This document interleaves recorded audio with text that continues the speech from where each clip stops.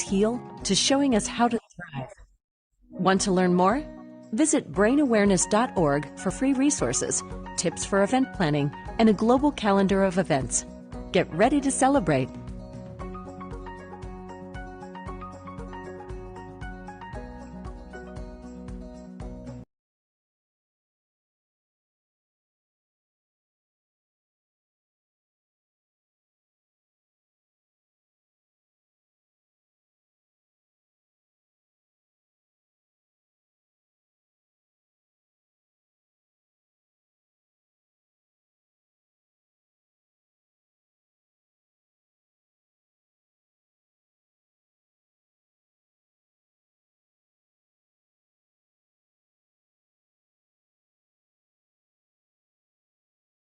Your brain has about 86 billion neurons that are constantly in conversation with one another.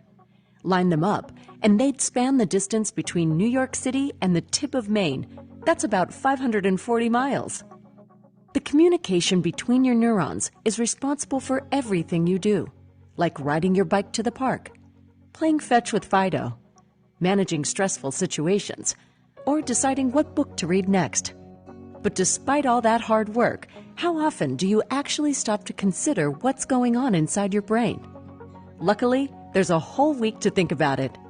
Brain Awareness Week is a global campaign coordinated by the Dana Foundation that takes place every year in mid-March. Just like neurons, the goal of Brain Awareness Week is to spread information. People from around the world connect through fun and fascinating events. The events share the wonders of the brain itself and the impact that brain science has on our everyday lives, from helping us heal to showing us how to thrive. Want to learn more? Visit brainawareness.org for free resources, tips for event planning, and a global calendar of events. Get ready to celebrate.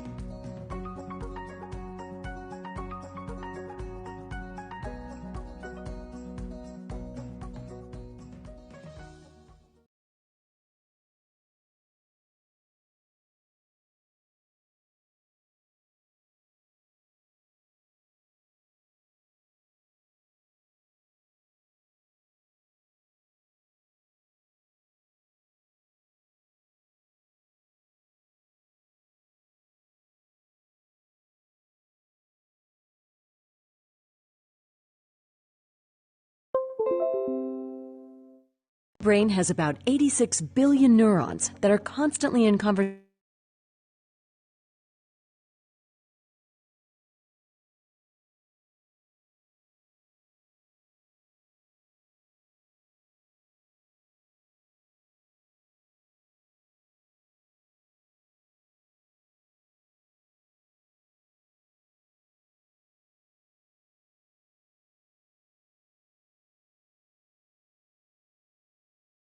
Consider what's going on inside your brain. Luckily, there's a whole week to think about it. Brain Awareness Week is a global campaign coordinated by the Dana Foundation that takes place every year in mid-March.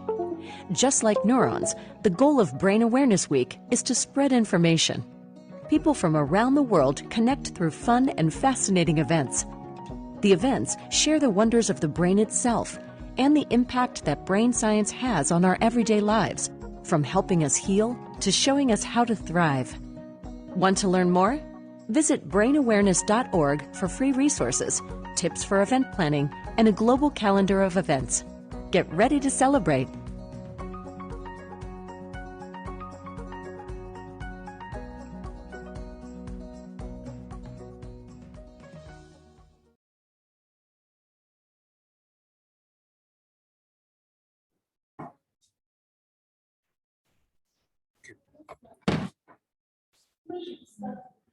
Good morning, participants. I want to welcome you to this event on Brain Awareness Week, hosted by the Neuroscience Department of Anatomy, Edo State University, Uzare.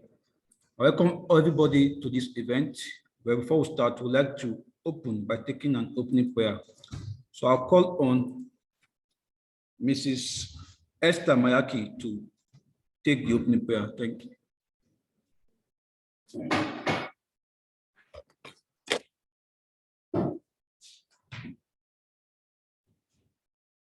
Jesus' name we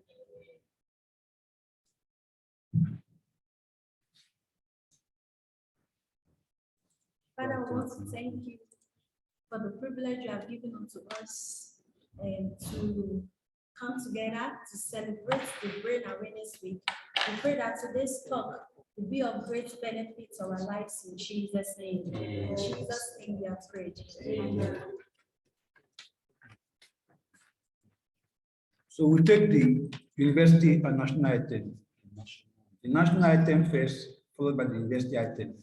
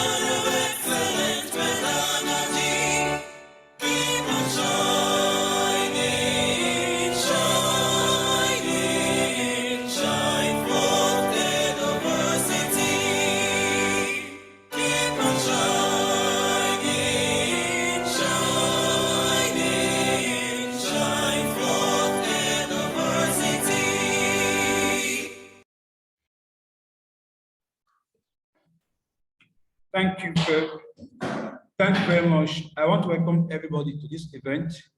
This event is part of activities lined up for the Brain Awareness Week, which started Monday, 14th March 2022. So this is a visual talk. We're going to have a visual talk on brain awareness and careers in neuroscience. Then also another talk on mental health. So before we start, we have special dignitaries that are sent in or logged into this event. We would like to recognize them. I want to start by recognizing our VC, our very amiable VC, Vice Chancellor of Edo State University, Uzare, the person of Engineer Professor Emmanuel Aluyu. You are welcome, sir. I want to also recognize the parent of our Deputy Vice Chancellor of Academics, Engineer Professor Vincent Balogun, Deputy VC Academics. We want to recognize our Deputy VC Admin, Professor Stephen Omodia. You are welcome. We want to also recognize the University Registrar, Mr. Abibak. We want to recognize the University Bursar, Dr. Sifo Osage. We want to recognize the Deans of Faculties present. We want to recognize the Dean of the Faculty of Basic Medical Sciences, which is the host dean, Professor Osnobu Yu. You are welcome, sir. We also have in our midst Professor Azeke, who is the Deputy Vice Chancellor of Academics, Ambush Ali University. You are welcome, sir. We want to recognize all deans of faculties and directors of our great institution that are here present. We want to recognize all HODs that are here present. I want to recognize some directors that have logged in. Dr. Mrs. Maliki, Director of Academic Planning, you're welcome. I want to recognize the Director of International Linkages, Professor Wampara. All other directors and deans, HODs, and staff of Edo State University, Uzare, you are welcome. I also would like to welcome all participants at this event that are logged in for outside our university. You are welcome to this event. Like I said, today's talk will be on brain awareness and careers in neurosciences. Also, the second talk will be on mental health. This is also part of activity lined up as event to celebrate the 2022 Brain Week. Brain Week awareness is a global initiative to celebrate or to draw advocacy concerning research in brain and brain sciences. So since Monday this week, 14th, the Neuroscience Department, the Neuroscience Research Group in the Department of Anatomy started a series of events, and today we are rounding up by this visual tour. So I want to ask the participants to be with us and be very eager to learn, because the brain is very important in our day-to-day activities. We are going to be talking about mental health, brain wellness. So I welcome everybody that are logged into this event at this time to this wonderful event. You are all welcome. So quickly, as we move further, we want to take a good message from our Vice Chancellor of Edo State University. We will be taking opening remarks from both the Dean of the Faculty, the Provost, and the VC. So I'll start first by taking a welcome address from the HOD of Anatomy Department, who is the coordinator of this program, Dr. A.E. Memodu.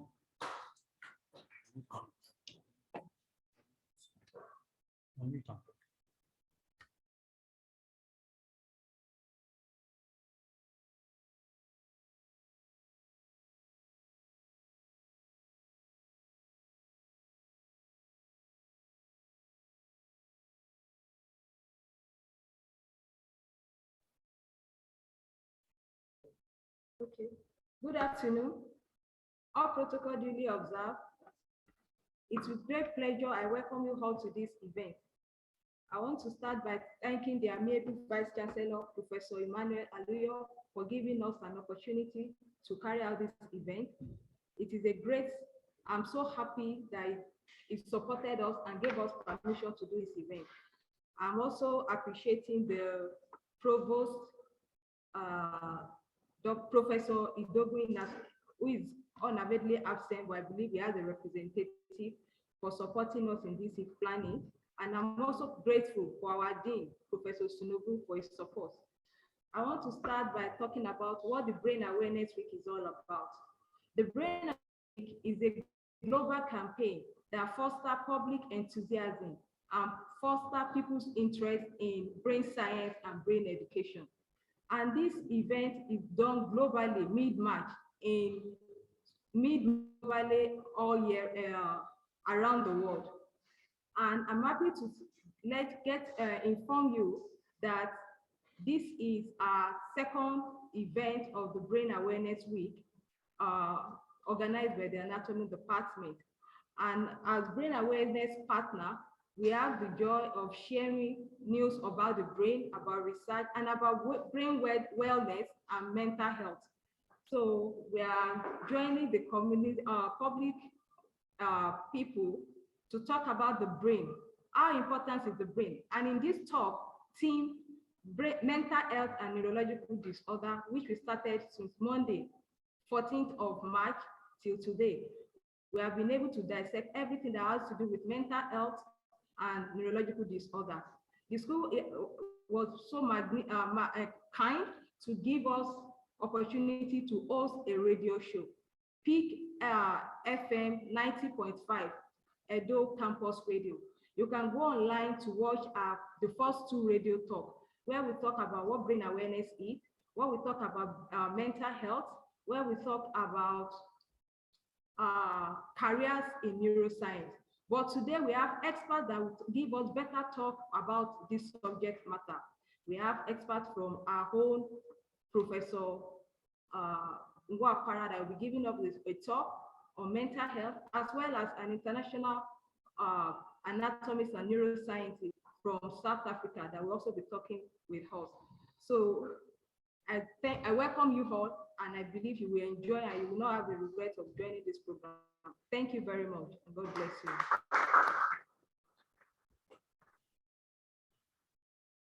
Thank you very much, Head of Department Anatomy of our great institution. I want to recognize somebody that is one of us, the Deputy Provost of our college, Professor Wangu. You are welcome, sir. I want to recognize Professor Akin Ola, Dean of Faculty of Basic Medical Sciences, University of Ilorin. You are welcome, Prof. So before we go further, we want to take an opening remark from the Dean of our faculty, Professor Osnobu. Prof, your opening remarks.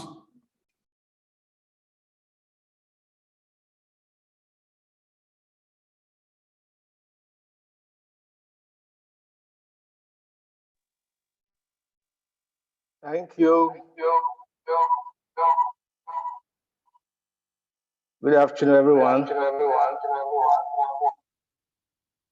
Good afternoon, our Vice Chancellor and Principal Officer of the University, and permit me to stand on already established protocols. Events of this nature are events that create awareness on the state of health of individuals who work night and day, who go around the clock of the day to take their daily breaths.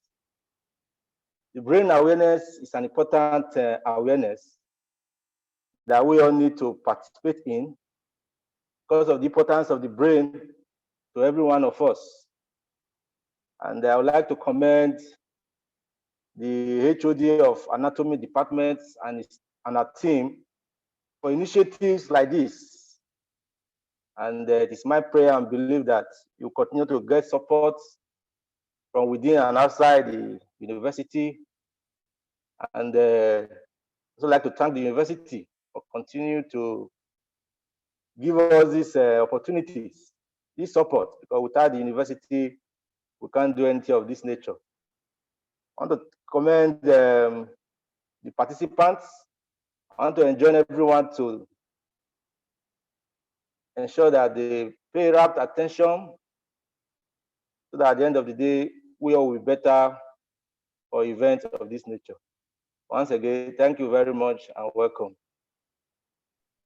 Thank you very much, Prof. So we'll move straight to take an opening remark from the Provost of the College of Medical Sciences of our great school, ably represented by Professor Wango, Deputy Provost. Sir. Professor Wango.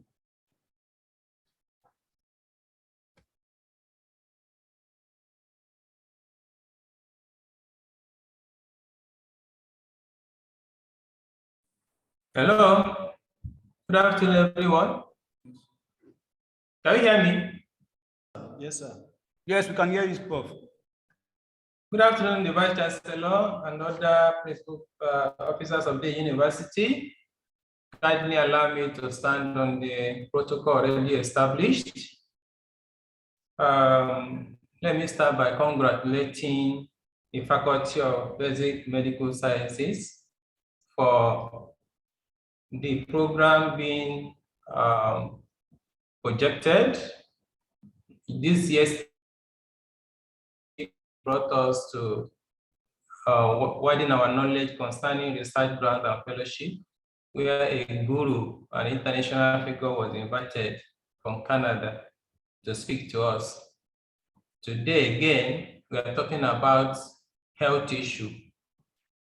This actually started on Monday, being hosted by the Department of Anatomy. So I congratulate the Dean of the faculty, while also congratulating the university itself for also bringing forth another masterstroke to the international community. We are talking about health issue, not just health issue, we're talking about brain wellness.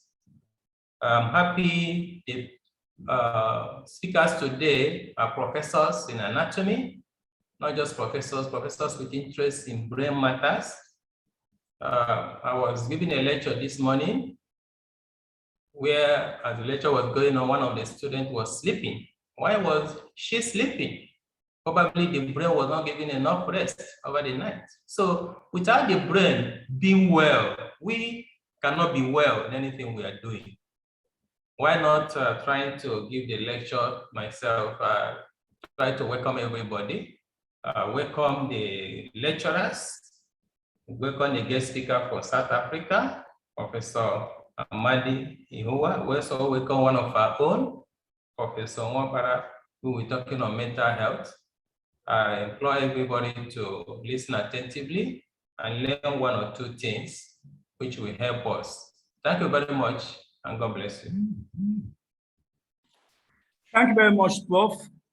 As we are moving further in this program, before we have the opening remark from the Vice Chancellor, Edo State University is a world-class university, and the Department of Anatomy happens to be one of the first or the few of the universities to have acquired the anatomy table. So I want to take our participants in this event on a virtual tour on the anatomy table. Just some few seconds, and we'll be back. Thank you.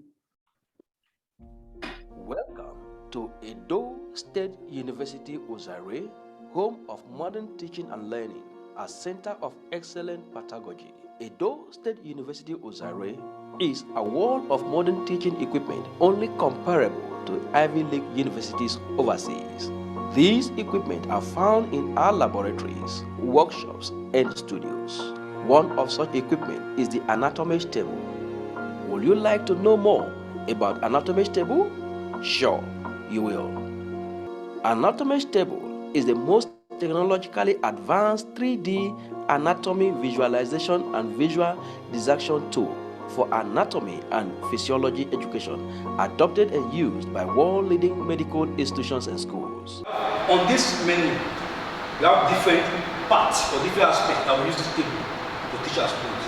We have the aspect or the folder called gross anatomy. We have other aspect called regional anatomy. Here we have the body already arranged in regions. As you can see, we have head and neck, brain, eye, ear. So if, for example, I want to teach just the brain, so I don't need to go about opening the full body. I'll just go and open the brain. Then also we have physiology. One good thing about this page is that with time, we keep getting updates. And this recent update is with some physiological features. This modern equipment contains radiology software and clinical contents that distinguishes it from other imaging systems. The anatomy table is the only fully segmented real human 3D anatomy system. Users can visualize anatomy exactly as a fresh cadaver. This table allows for exploration and learning of human anatomy beyond what any cadaver could offer. First layer that we can see generally in human body is the skin. And if you take off the skin, you have a covering of the skin, facial, not showing them, but after that you have muscles. And since the muscles are showing, the muscles is showing, and you can actually control the resolution and focus on the aspect that you want to focus on. So if our focus now is on the upper limb, I want to teach muscles of the upper limb. Dear parents, guardians, you can now see why Edo State University prides itself as a world-class university. Do well to tell others about us. Edo State University, we develop leaders. Thank you very much, participant. That was a visual tour on the anatomy table, which we have in this great institution. So you can see that our school is indeed a world-class university. So we'll be going straight to take an opening remark from the Vice Chancellor of the District University of Zare, Engineer Professor Emmanuel Aluyo. VC, sir. Good afternoon, everybody. Principal officers of the university, our staff and students, our distinguished invited speaker, and guests that have joined us from all over the world. I'm pleased to welcome you all to this year's Brain Awareness Week, organized by the Neuroscience Research Group of the Anatomy Department of Edo State University, Zare.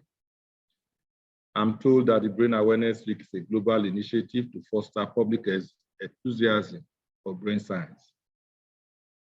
The university management recognizes the level of mental work and energies deployed by members of staff in the discharge of their day-to-day duties. It's in this light that the university appreciates the Department of Anatomy I will have invited an expert in the field, in the person of Professor Amadi Ihunwo, a seasoned academic and founder Brain Wellness Initiative and head of School of Anatomical Sciences, University of Witwatersrand, Johannesburg, as a guest speaker.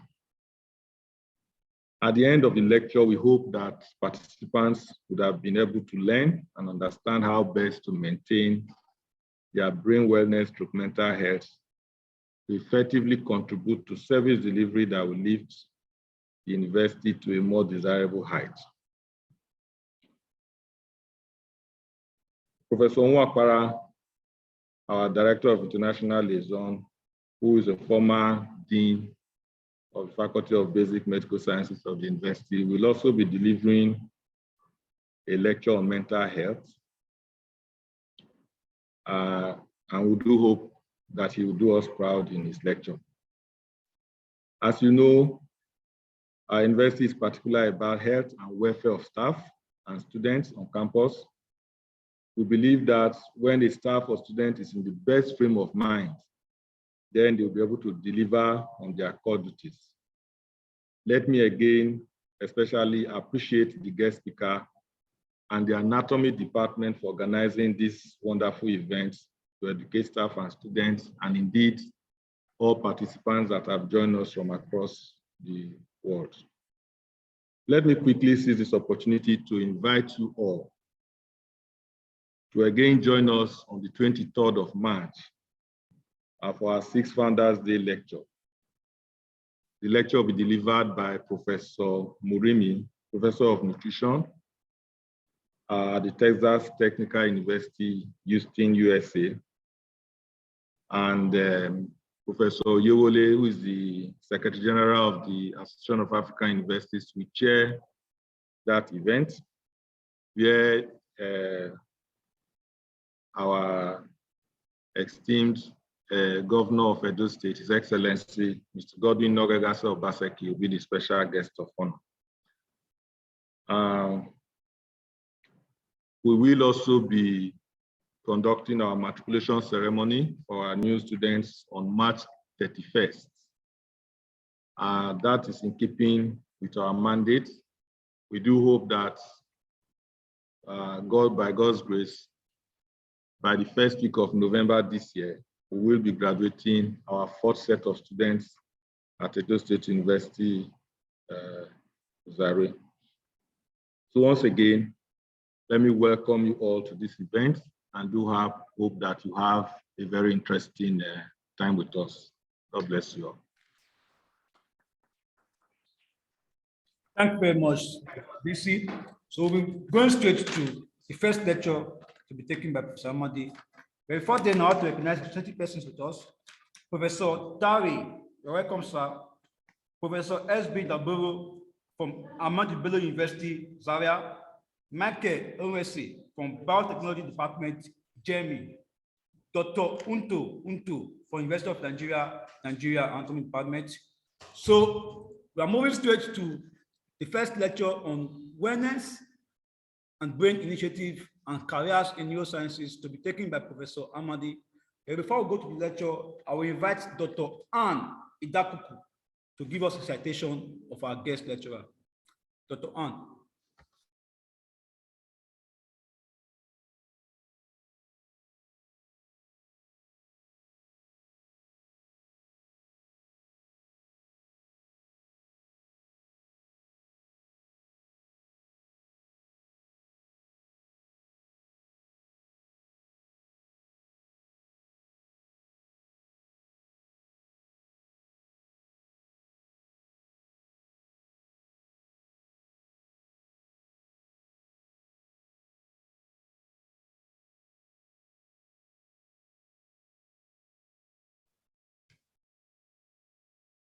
I'm here to give the citation of Professor Amadi O. Ihunwo. Professor Amadi O. Ihunwo is the head of School of Anatomical Sciences of the Wit University, Johannesburg, South Africa. He is a professor of anatomy and a neuroscientist. His research area is comparative adult neurogenesis, and their genesis, looking at the generation of new cells in the adult brain in mammalian and avian species, and the factors that affect the process at different life stages. He completed the prestigious Switzerland-South Africa Joint Research Program as principal investigator from the year 2009 to 2014. He is a C-rated researcher with the South African National Research Foundation. He has supervised several MSc and PhD candidates to completion and with several publications in South African development of higher education and training accredited journals. He is also a recipient of the Faculty Service Excellence and Research Award at the Wits University. Professor Iwuo holds a PhD degree in anatomy from Mbarara University of Science and Technology, Uganda, with research conducted at the Post-Flint Institute of Brain Research, University of Leipzig in Germany. Professor Iwuo's working experience spans across different regions in Africa. In Nigeria, he has spent 11 years, both in Johnny Jones and Bayero University, Kano. In Uganda, 8 years at Mbarara University of Science and Technology, and in South Africa, 16 years, and in constant interaction with colleagues in Central and North America. Professor Iwuo is a recipient of the Distinguished Alumnus of University of Port Harcourt, Nigeria. Professor Iwuo is the immediate past Secretary General, CEO of the Society of Neurosciences of Africa, SONA, from the year 2017 to the year 2021, and currently the Chair, SONA Governing Council, 2022 to 2023.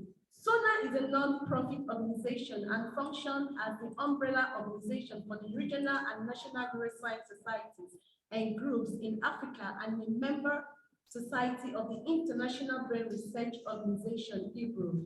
SONA promotes research, teaching, and advocacy in neuroscience in Africa. Professor Iwuo is also a counselor representing the Africa on the Council of the International Society of Neurochemistry from the year 2021 to 2025. Here I present to you Professor Amadi Iwuo. Thank you very much.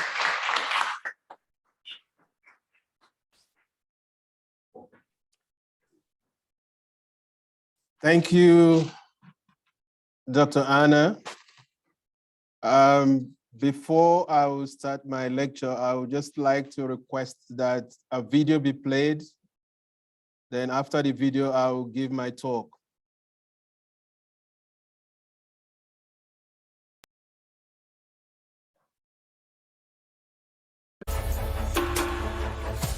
Welcome back to Black News Tonight. A new initiative is advocating for African-centered and African-controlled neuroscience research in an effort to advance brain research on the continent and beyond.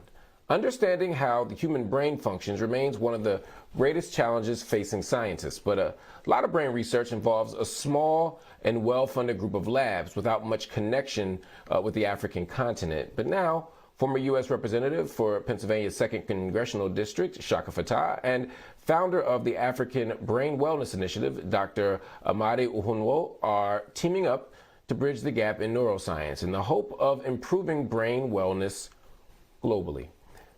Mr. Fattah and Dr. Uhunwo, thank you both for joining me on the show. Congressman, I'm going to start with you. What led to Fattah Global partnering with the Brain Wellness Initiative, and what does this agreement, this partnership, signal? Well, first of all, it's a pleasure to be with you and to talk to, I think, the most important audience anywhere to be found this evening, and that is to our community about the importance of addressing this challenge. It's a real, we have almost 1.5 billion people in the world with a neurological disorder or disease. We have hundreds of diseases like Alzheimer's, epilepsy, autism, you have mental health challenges, schizophrenia, depression. Go through the laundry list. They have something in common. We don't have any cures. We don't have any effective treatments. And in neuroscience, and I led the U.S. effort, which is a multi-billion-dollar effort, still ongoing, and the Europeans have a major effort, the Chinese. But I said last year that I felt that it was important that we focus on African neuroscience. And it's a simple point. The modern human brain emerged in Africa. The environment that trained and informed the modern human brain is in Africa. And we have to think about finding some answers that have eluded us by uplifting African neuroscience and neuroscientists. And so I spoke to the Society of Neurosciences in Africa. Dr. Amadi offered me the opportunity to address them on this subject. And I said that we needed to create a fund that could allow African directed research to start to analyze some of the challenges and to think anew about issues that really have eluded us for a very, very long time with no real hope in front of us. So we're taking a new approach. This is a 5-year partnership that we have inked today between Fatah Neuroscience, which is my company, and the Brain Wellness Initiative, which is a legacy of Dr. Amadi and his great leadership, and you're going to hear from him. But there is clearly, he's one of the leading neuroscientists anywhere in the world, not just in Africa, but anywhere in the world. And he's agreed to help move this effort forward. And we intend 5 years from now to be talking about the results of this work. And all along the way, we think there's going to be amazing results from this collaboration. I like how that sounds. Well, it has to happen. You know, 5 years, results, collaboration. Yeah, it's all of it sounds great. Dr. Amadi, let me bring you in. Late last year, we saw South African scientists make an early detection of the COVID-19 variant Omicron, and it allowed the world to get a head start on combating this highly contagious emerging strain.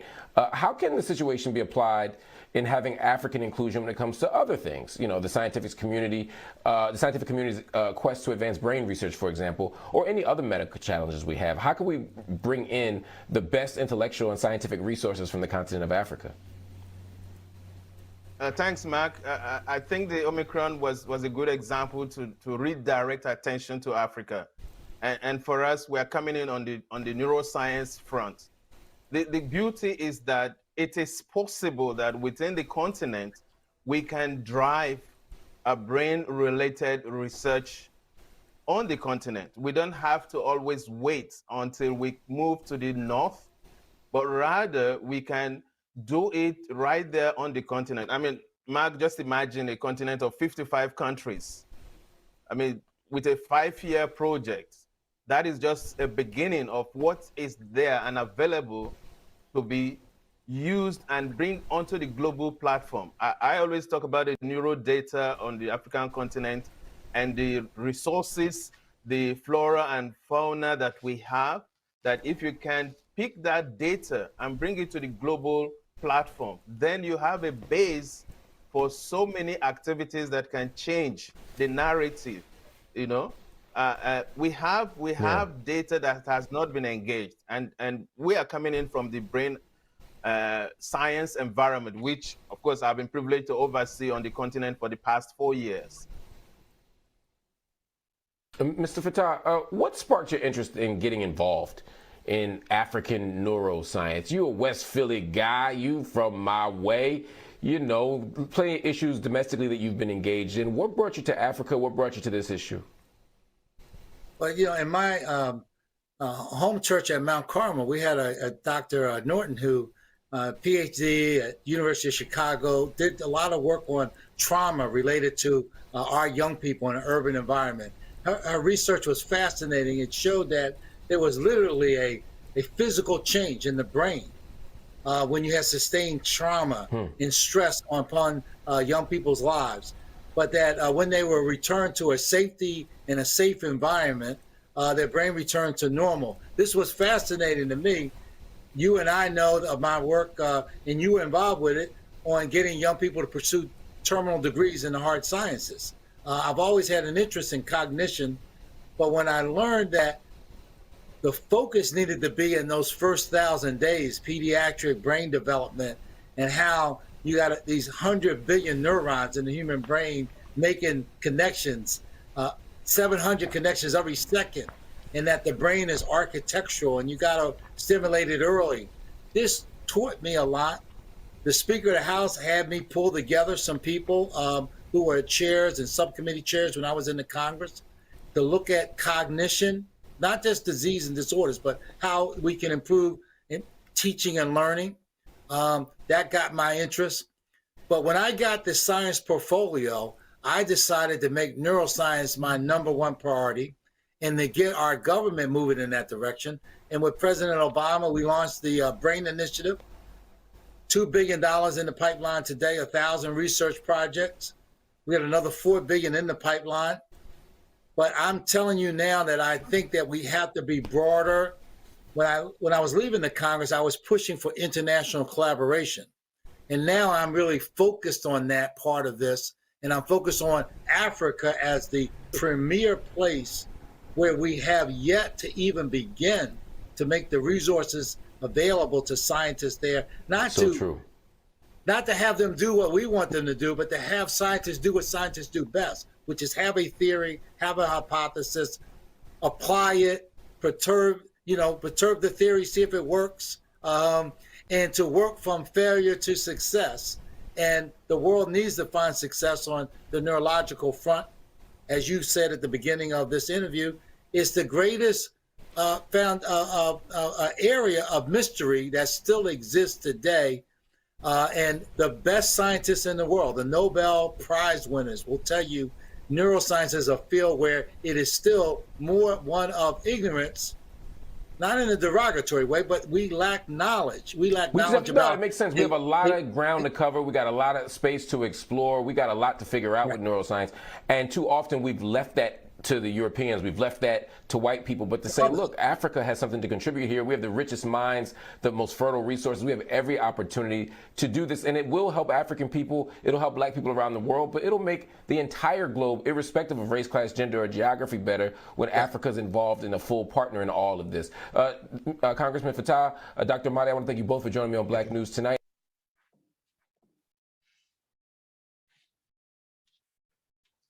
Okay, thank you. I would like to share my slide.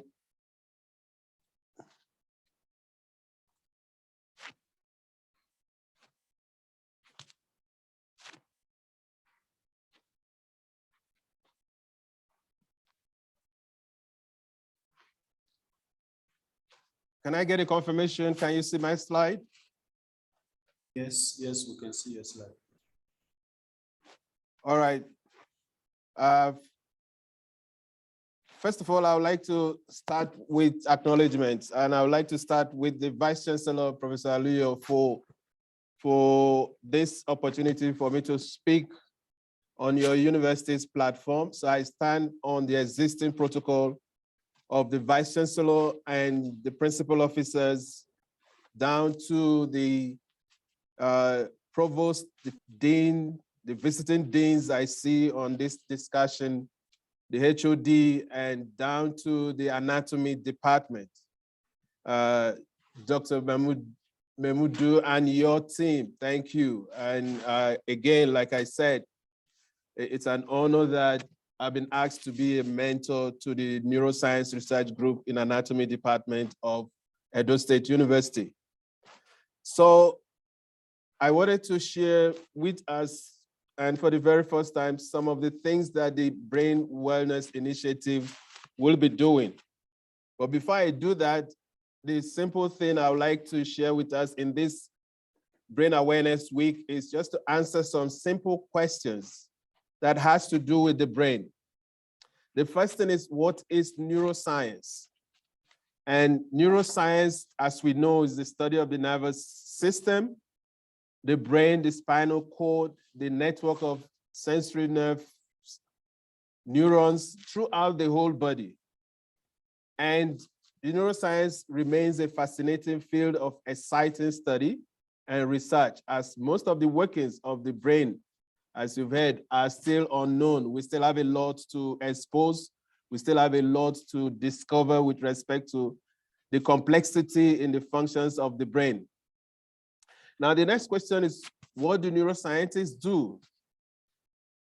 From the academic point, the neuroscientists will describe the brain. It could be an invertebrate, it could be a vertebrate brain, it could be a human brain, and how it functions. Now, the emphasis here, its normal function. Then we look at how the nervous system develops, matures, and maintains itself throughout life. Then the third part is to find ways to prevent or cure many devastating neurological and psychiatric disorders. And these three aspects of what the neuroscientists do is adapted from the Society for Neuroscience. Then the first thing we'll think, well, how do we engage research in neuroscience? And I have highlighted on this slide different aspects. Number one, normal thing we will say, what is the knowledge and attitude and practices? I mean, how do people see when we say the brain, when we say neuroscience, when we see a mentally challenged individual, when we talk of mental health and psychology? So that on its own is a research approach to try to understand how the brain works. Then on the second point, number two, will be from the hospitals, from the clinical setting, we think of case reports of brain disorders or brain neurological challenges that are visible in the hospital and even outside the hospital settings. So we see different brain disorders from different regions, and then we go to the imaging tools in terms of diagnosis. I mean, the level of neuroimaging that we have now that helps to try to zero in on which part of the brain is likely affected that is producing the symptoms that we see in a patient that we classify then as a mentally challenged or in the domain of mental illness. Then, of course, the research in the laboratories, and the research in the laboratories could either be on the in vivo side, you're looking at an animal, you're looking at the cells that are proliferating in the brain and how they differentiate and where they go to, and where they mature, then become integrated to the cells there to provide the function that we expect from that region. Then outside individually, you go into the in vitro aspect. We try to look at the culturing, you take out cells and culture, isolate them and characterize and allow them to expand and differentiate again and see what is going to produce. So these are different aspects that one could use to approach the study of the brain. Now, within this context, and as time goes on, we find that we are now seeing different fields of neuroscience. I mean, personally, as an anatomist and coming into neuroscience research, the part of anatomy that initiates one into neuroscience is neuroanatomy. And you look at the structure, organization of the nervous system, what we see when we look at the gross aspect of the brain, and when we section the brains, and when we stain and look at the microscope to look at sites that produce neurotransmitters and synapses, and we characterize them to a function. You can think of developmental neuroscience that looks at how the brain grows, I mean, from the fetal stage until postnatal time and the postnatal development. And there are changes that do take place as we go through this process. Changes in the neurotransmitter process, changes in the connections, and then which are maintained as the individual goes into adulthood. Then cognitive neuroscience, now you're speaking to the functions of the brain to different areas. I mean, my research area, again, falls around the limbic system, which speaks to cognitive behavioral aspects of the brain. And now you look at the techniques that are associated with that. And of course, from the imaging side, equipments like the MRI, the PET scans are used to see in the human brain sites where we have problem. It could be with language or it could be associated with other functions of the brain. Then we have behavioral neuroscience and neurophysiology, looking at underlying behavior, even the emotional aspects of behavior, looking at stimulations that will produce electrical activities that could be interpreted and matched with brain scans and now be able to speak to what activities are going on actively or passively in the brain at any particular time. Then the clinical neuroscience brings in our colleagues, the psychiatrists, the neurologists, the neurosurgeons, and other medical specialties, using and building on the basic research findings and developing diagnostic methods and ways to prevent and treat neurological disorders that affect millions of people globally. Then our neuropharmacology colleagues, actions of the drugs on the brain, drug and substance abuse, and their mechanism actions that we see. Neuroinformatics adopts the approach of bringing in the computers into neuroscience. You design models, you design how connections could take place in the brain, and the complexity of even the computers. We can match and try to compare with the complexity of how the brain works. Then neuroethics. As more of these activities are going on, we need to be conscious of what are the ethical limitations that we have and to which point can we go in subjecting humans, especially to different research activities. Now, with all of this, there's a need for us to consolidate the neuro data. Personally, my interest remains neuro data from the African continent. So in whichever field of neuroscience, we need to build the development, storage, and even access of empirical data on the behavioral aspect, on structural aspect, and even the translational neuroscience, what the diagnosis and the treatment patterns that are taking place in different parts of the continent. If one is to look at laboratory, I mean, for one who is interested in laboratory-related behavioral neuroscience and testing, stereotaxic instruments, surgical microscope, microtomes, Y maze, radial maze, locomotor activity. These are research tools that are very necessary to have in a laboratory setting.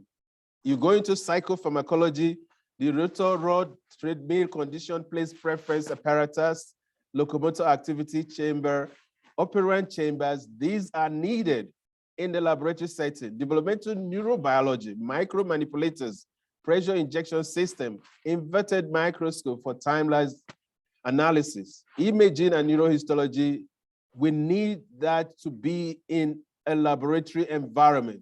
Computational, we've already mentioned in terms of computers and how to model activities of the brain. If we refer to the imaging tools, these will be very necessary. I mean, what you have here is like an MRI, showing the sites when you have finger movement. I mean, this section speaks to the motor cortex and the cerebral cortex. This section speaks, the level lower speaks to the cerebellum, which deals with the fine movement of the fingers. So with this kind of information, you could follow the activities that are taking place at a part of the brain at any point in time. So we have to have access to MRI machines, we have to have access to microscopes, we have to have access to what I refer to as neurosonography, EEGs around us to be able to engage research activities and even diagnosis for brain-related disorders. And this will require a multidisciplinary approach. I mean, it will not just be one department, it's a collective for this equipment to be available, and the sharing of instrumentation will be very, very critical.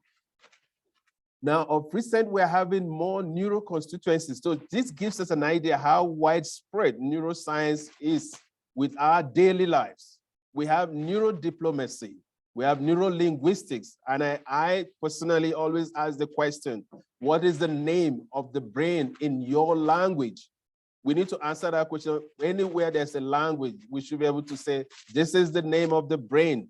In my language, Equatorial language is Oburu, which speaks to the brain, and Oburu speaks to the fact that it is located in the head. We need to speak to neuroeducation. People need to know how the brain works. Neurotechnology, yes, in this technological aid, we need to engage the technologies we have and how to use them. And neurolaw, I mean, to what limit? I'll give an example. For example, there are places where attempted suicide is considered as a criminal offense. but rather that should be considered as a mental health issue. And some countries are looking at it. I'm aware that a country like Kenya is trying to change that law and make it a mental health issue. Take the person to a hospital or facility rather than taking the person to the police station and lock up such a person in the place. So neuro law is coming in, and we need to understand that the neurosciences is crossing every part of our life. Now, the challenge has always been, how do we source for funds? And my interest goes into brain research funding, primarily because of my activities overseeing the Neuroscience Society, being part of global neuroscience activities. And I just want to remind us, these are different areas. It could be institutional, it could be public, and in our setting, and we must recognize the governmental levels, local government, state, federal, central government in some countries, and provincial government in some countries. So there must be that level of funding from these arms of government. Then the industry, the private sector, then the charities. It could be a local charity, it could be an international charity, it could be a foundation, it could be endowment. We need to recognize that these are avenues that we can source funding for brain research. We've interacted with international academic societies. The International Brain Research Organization has been so wonderful on the African continent. The International Study for Neurochemistry, they've also been wonderful on the African continent, providing funds. But we need to expand our base of looking at funding for brain research on the African continent. Again, when you look at avenues from advocacy, when you make public, like in such a week of brain awareness globally, what you find is that sometimes we have wealthy relations of patients with neurological or mental health challenges. And subsequently, they decide to say, I am going to commit dedicated funds for a research in an area. And that is the global approach. Or it could be from a public outreach like we're doing this week all over the globe, highlighting the need for funding to be dedicated to brain-related research. We know that there are places globally where there are challenges and opposition to the level of use of animals. But again, we need to explain that and make provision animals that could be used for brain-related research. Now, for somebody considering neuroscience, you want to build a career around that, time is always of essence. And promoting strategies, you must work that out. Identify laboratories, identify institutions where you have neuroscience activities as a research area or discussion point, and start to identify with such areas. You need to develop your own profile. I mean, in this day and age of internet, you cannot afford not to have an online presence, speaking to your research and asking questions and looking at what others are doing. Then again, we can't shy away from the networking media. These are the situation we find ourselves in, and we need to maximize that different people are there, maintain your connections there, speak about the brain, speak about your interest in the brain. Somebody will get across to you and declare interest in the part of the brain that you're interested in. And one needs to develop essential survival skills in the area of neuroscience. Now, coming to the Brain Wellness Initiative, just as you've heard in that, the Brain Wellness Initiative is a foundation that I have set up as a legacy project. From my experiences, I see we need to come to a point where we need to provide avenues where we can source the funds, where we can make available funding on the African continent for our colleagues to be able to at least stay on the continent and conduct different aspects of brain-related research. So this is a legacy project that I have put in place, registered in Nigeria, and we are going ahead. I mean, having identified a strategic partner that you've seen in that video. Now, again, before coming to this point, we've had to review some things and ask ourselves the question, how do we, succeed in funding research especially neuroscience research. And I like to draw from William McKnight's philanthropic goal. And it says a well-financed brain research organization to study the functions of the brain, the most important organ in the human body and the least known organ, could become a great gift to humanity. So when we engage in the neurosciences, we are coming to a domain where we really want to give a gift to humanity. And a strategy of pulling together resources and expertise from the university. Within the university, there are different departments that will be involved within the state, within a country, within our continent, Africa. And when we do that, we'll overcome problems associated with establishing vibrant neuroscience research all over the place. And the recipe speaks to identifying excellence, finding your niche. Neuroscience is very broad, and there are still places that we need to fit in and plug in. Recognize timely opportunities. Our young colleagues need to understand there's a step-by-step progression as you engage in neuroscience.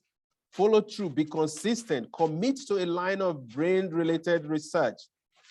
Don't attach a limitation or strings to you, but I will speak to strings in a short while when it comes to how the Brain Awareness Initiative will be engaging people on the African continent.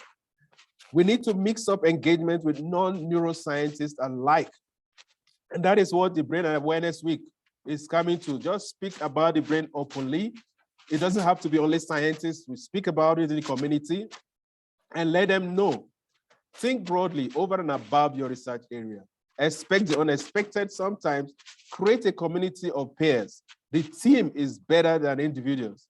I like the fact that you have the neuroscience research group in the Department of Anatomy in Edo State University. And we want to see more of that in our universities, in our settings. Of course, we need to practice transparency, balance, and meritocracy. And that is what people use to assess, the kind of governance structure you're putting in place. Now, for neuroscientists worldwide, discoveries are very important, and that is what advances the science and improves the health of millions of people. There is continued progress which will rely on public funding, whether you're in the basic side, in the translational phase, or in the clinical side of neuroscience. And we need to make connection between scientific discovery and funding. It is vital for scientists, neuroscientists, to communicate effectively and frequently with the public and policymakers. This is where the money lies. And for us, that is the power of advocacy in all we do.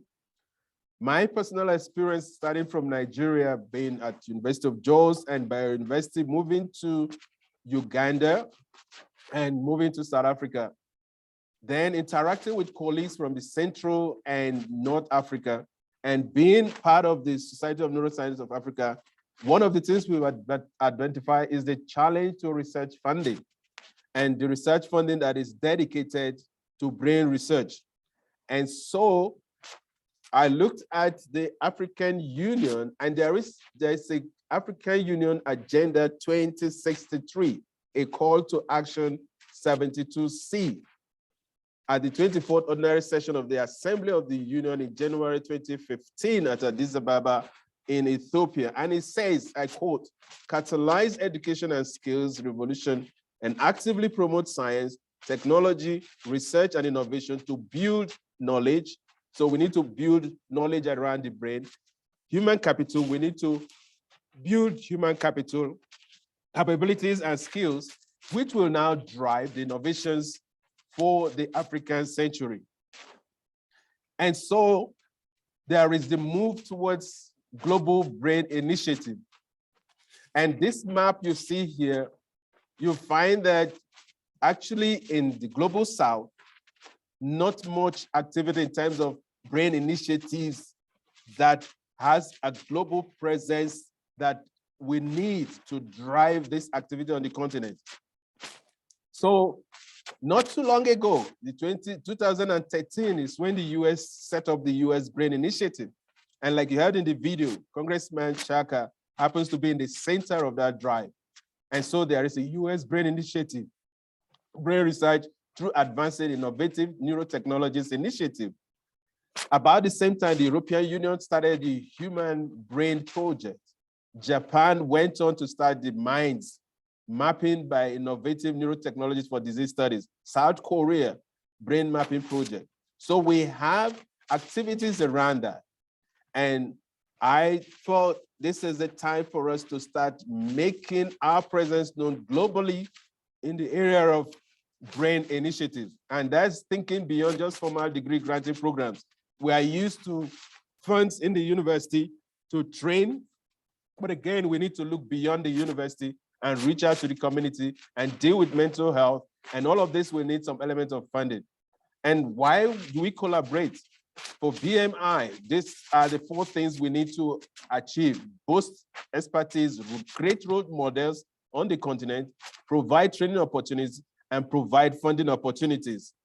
And what we need to achieve through the BMI is we want to help and attract co-funding, establish sharing of capacity and strengthening of capacity, provide eyes and ears and identify national and regional needs, enable global challenges to be addressed more effectively around the brain sciences, enhance innovation, encourage ownership and cooperation, stimulate new ways of communicating, and help match solutions. And this is drawn from the Commonwealth Science Council.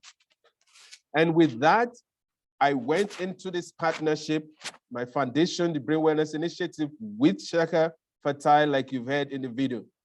And the emphasis here, I must say, is that this is an African-centered, African-controlled, and African-directed neuroscience research. That is critical for the Brain Wellness Initiative. So our focus remains the continent of Africa. And we signed on this 5-year partnership to start off this. And interestingly, we got the African-American Chamber of Commerce of Pennsylvania, New Jersey, and Delaware to become interested, because we believe that it's not just those of us in the university, we need the outside community to be part of this legacy project. So what does Brain Wellness Initiative plan to achieve? Our goals will be to create a multi-generational neuroscience teaching, learning, research, and advocacy on brain wellness in Africa. We want to engage policymakers, stakeholders to know about brain health and wellness via global initiatives. The better they know, the more they are able to support it.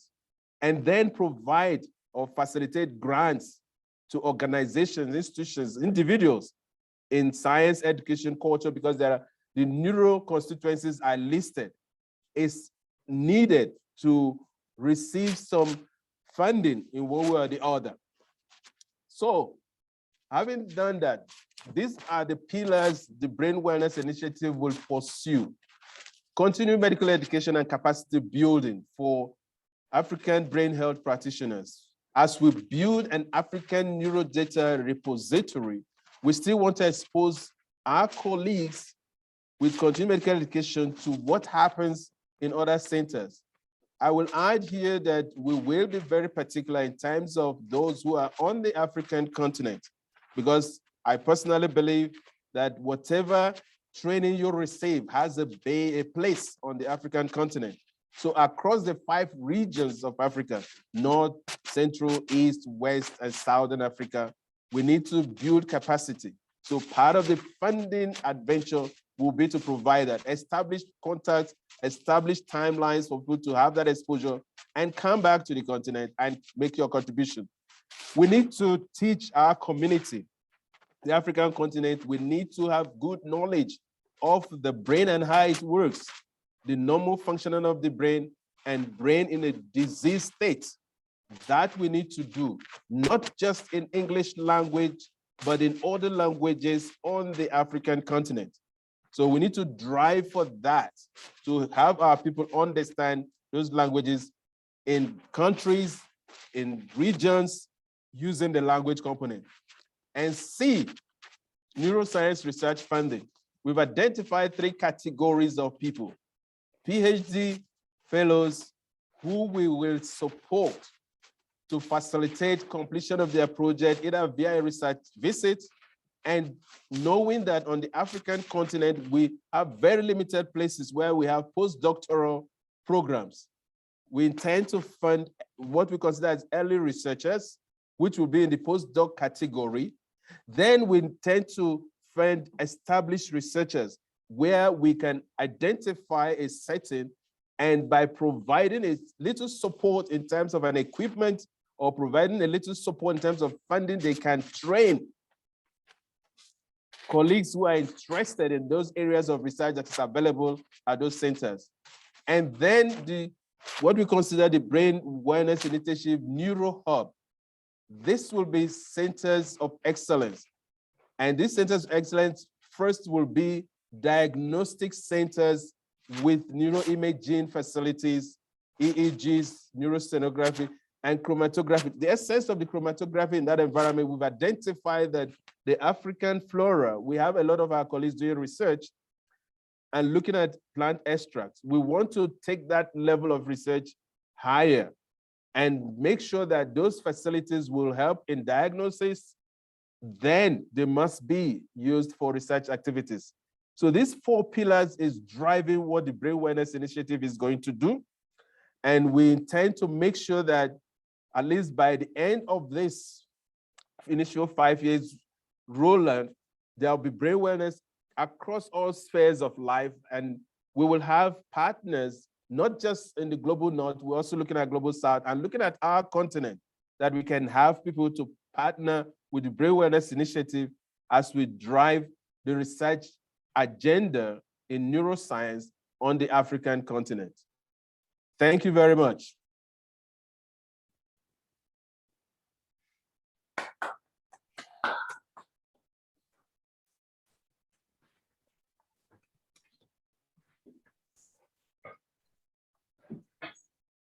Thank you very much, Prof. That was a very good one. So we are going to take questions and answers.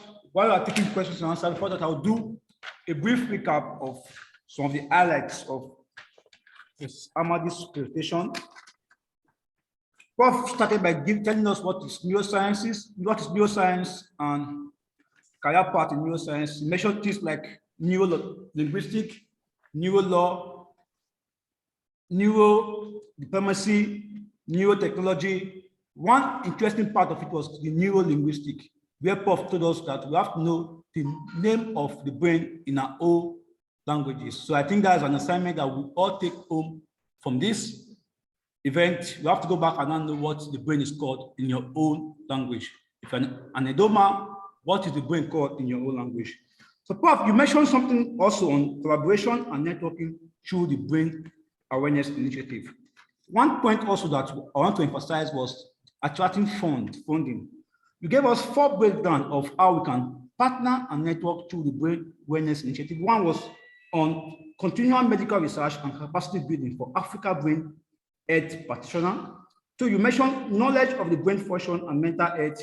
This has to do with civil and community awareness program. You mentioned research funding, new research funding for young PhD fellows, early researcher, postdoc, and established researcher. And the next one was on building a brain awareness neuro hub that would have to do with facilities. So this was some of the highlights from this discussion. As an institution and as a neuroscience group in the department, we want to also appreciate you, Prof, for accepting to be our mentor. I think from this partnership, the first one I said, attracting research fund, PhD fellows and all that, we want to believe that with time, our department and our research group can also partner with you to attract some of these things down to our school. So while we await questions from participants, if you have a question, you can signify by raising up your hand electronically. I want to recognize the parents of submersives in our midst. Dr. China Orish is the founder of Women in Neuroscience Nigeria. He's a lecturer of the Department of Anatomy, Newport, University of Port Harcourt. I want to recognize the person of Professor Marta Davila Gresa. She's a professor of neuropharmacology, Howard University, Washington, USA. I want to recognize the person of Professor Bamidele Victor. He's a professor of neurophysiology, University of Ilori, the president Neuro Society of Nigeria. You're welcome, sir. I want to recognize the person of Professor S. Igbigbi. Professor S. Igbigbi is a professor of anatomy, a senior professor, former provost, College of Medical Sciences, Delta State University, Avaka, former provost, Delta State University, Asaba Campus. You are welcome, Prof. While we also take other degrees recognition as we go, as we progress in this event, we would like to take questions. Like I said before, if you have a question, you can signify by raising up your hand electronically. So we'll call upon you. Well, we also read out some questions that we have on the chat box. Somebody asked a question: how can an individual partner with Brain Wellness Initiative? That question is from Gasha Mavila. Said, how can one partner with Brain Wellness Initiative? That's one. Two, from Daudu Yusuf. The question is, can students from research group, can students form research group from their different university to partner with Brain Awareness Initiative? So that's question 2, Prof. Then he said, same person said, if students can form the group, how can they be linked directly with the Brain Awareness Initiative? Prof, I would like you to answer some of these questions while we also wait for other questions, comment, and maybe comment and questions. So, Prof, you can answer the questions. Thank you.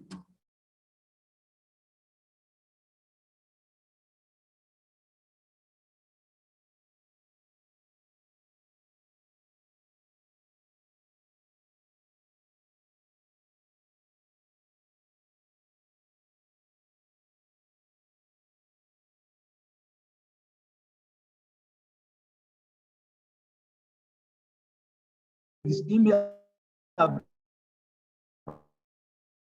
public presentation.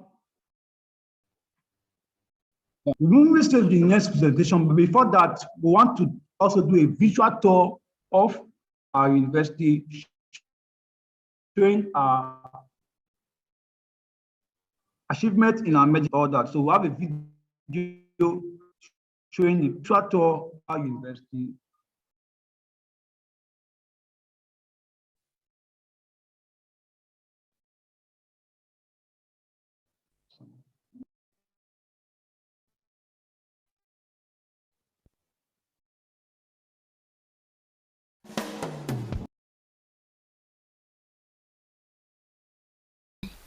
At state-owned university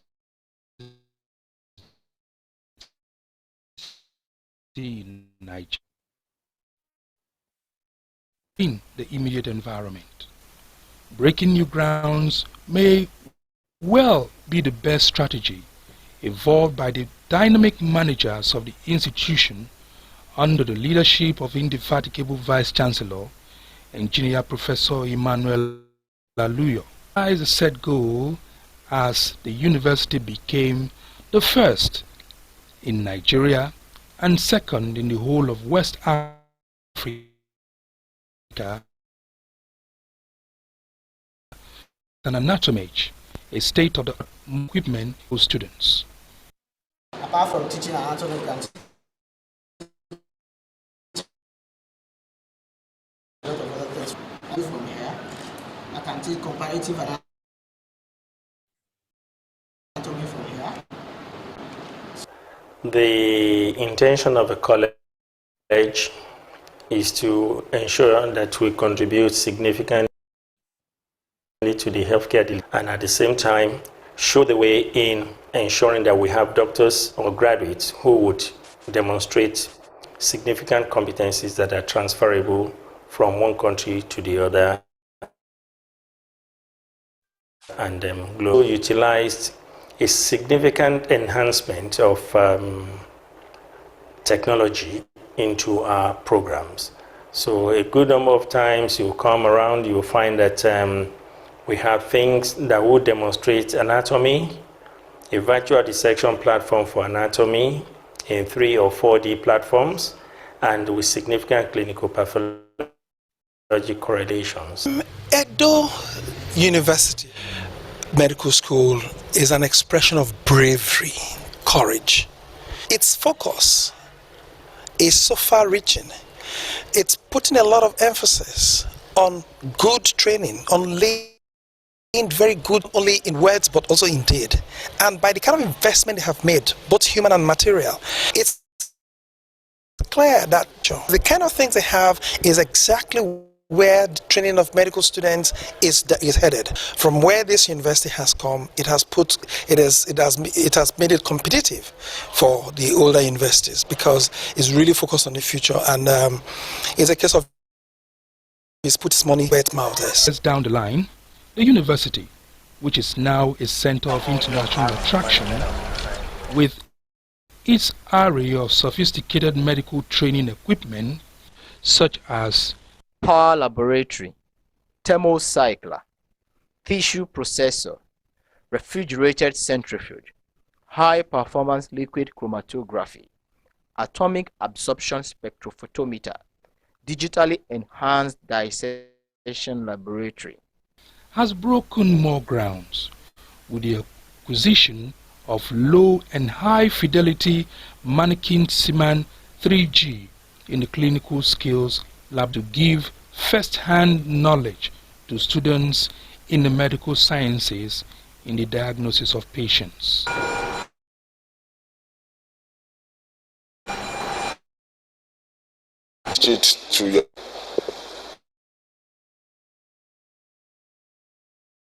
If an asthmatic, the patient you never see throughout your career, a manic you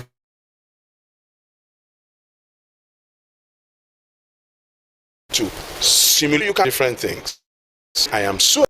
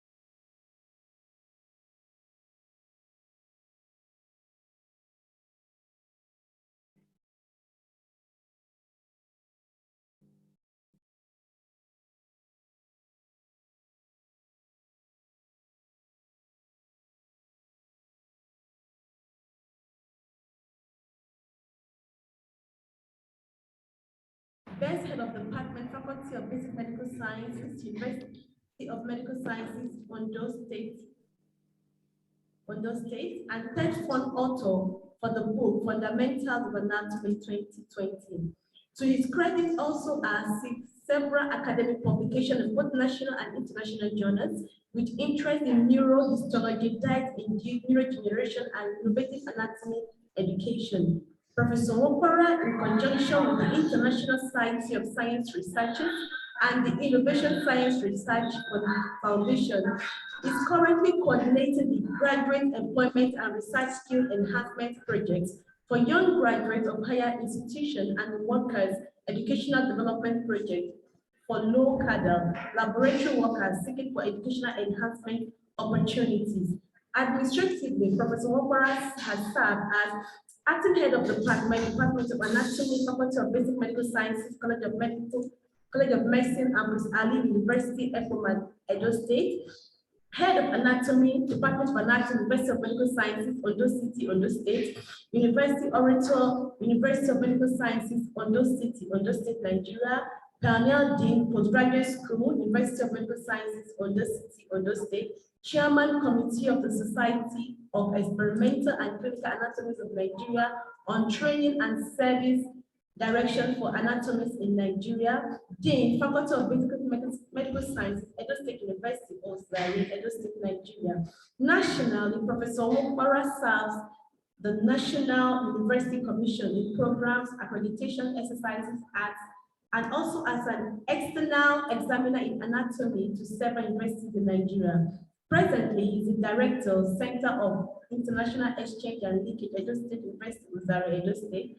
Professor Wopara is a member of Anatomy Society of Nigeria and a fellow of the Society of Experimental and Clinical Anatomists of Nigeria and the Nigeria Institute of Industrial Administration. He is the founder of the International Society of Research and Innovative Science Research Foundation and Antonio Research Publication. Professor Anthony Wopara is happily married with lovely children. And here I present to you Professor Obioma Wopara. Thank you.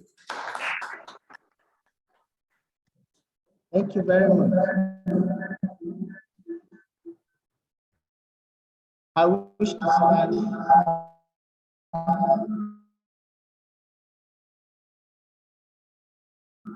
I need to thank the Vice Aluyo and the management for allowing the department to do this to the benefit of mankind and in fulfillment of the goals of the Brain Awareness Week. I also thank the pros effort to support us.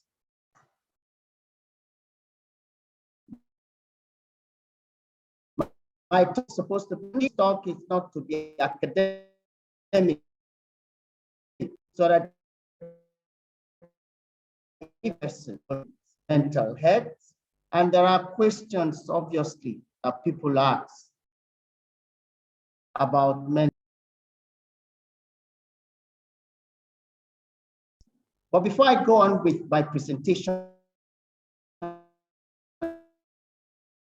I need to put materials here and others presented that are covered by copyright and not in any affiliate claims on such materials. Now, these are the questions.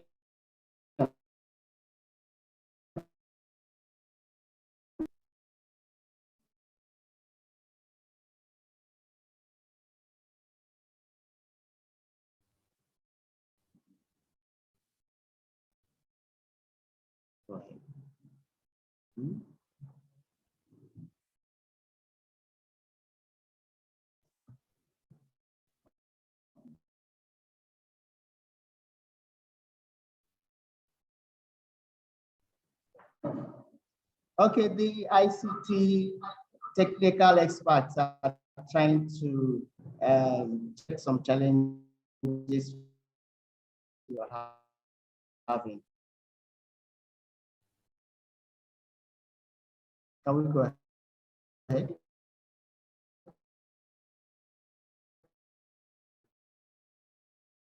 You're saying that, and like I said, It's not to make academic, but to make it, what is mental health? What are the misconceptions about, what are the determinant situation in Nigeria? I said I took this classic definition of mental health. Tradition regarding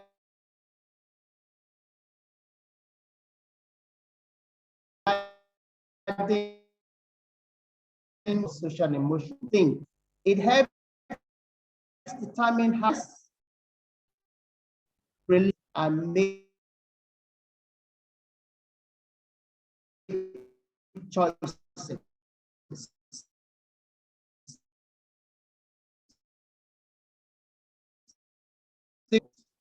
In order to mental health, there are parents, there are misconceptions. And those misconceptions clarify. Mental health, it is what taking care of.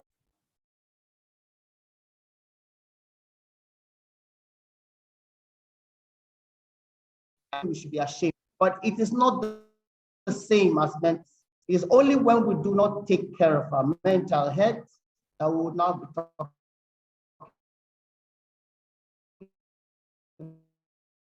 about mental. Okay.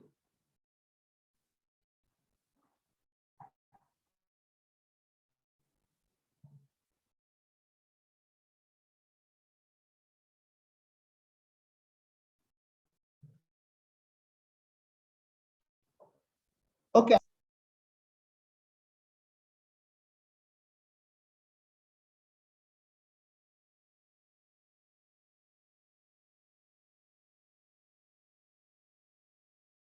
The point I'm making, not something we should be ashamed of. It is not something that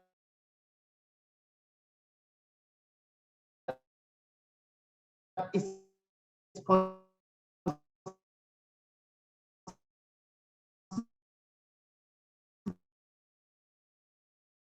that it is all synced when everything has down. And then we talk about take care of our brains, our mental health that are now two. There's a need to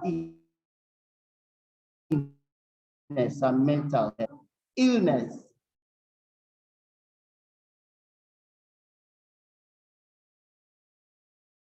is things we have found ourselves engaged in that health. Mental illness becomes something that we need to go to the hospital and need to take care of ourselves, taking medication that were mental ill and they are ignored. They're on the street and not taken.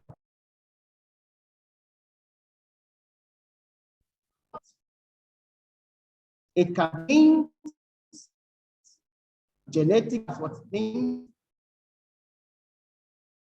It can be a makeup. Socially, we find ourselves getting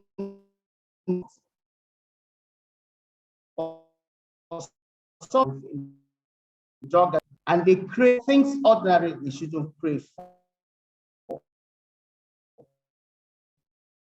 Some even in schools that they are exposed like bullying and difficult for them to live. There are risk factors, and those risk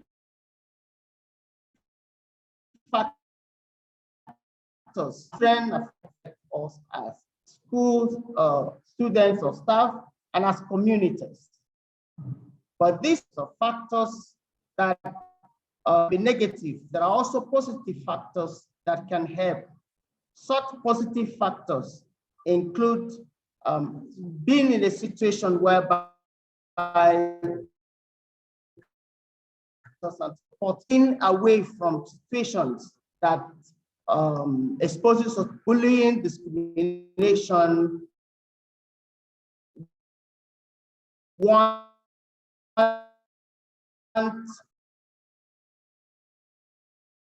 I can see that our technical people are having challenges with sharing my screen, but I'll keep talking. Okay, I'll keep talking so that when they fix it, you can see my screen. So the point now is that illness, social illness, and the social attitude rather, substance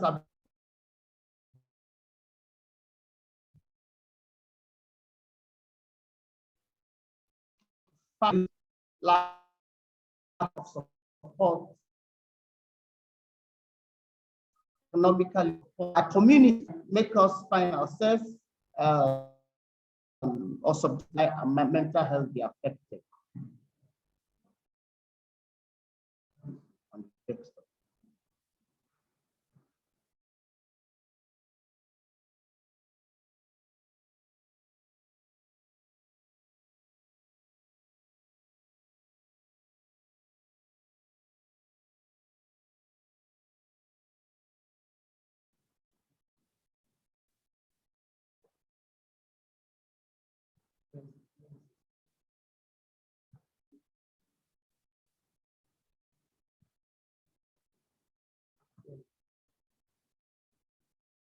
Excellent.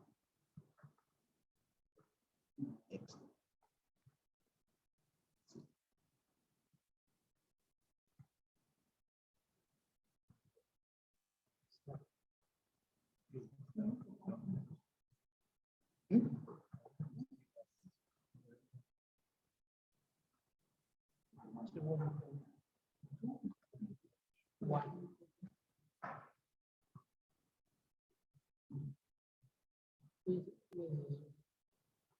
In Nigeria and abroad, I'm happy to tell you that what I've seen here today is the best I've ever seen. With the availability of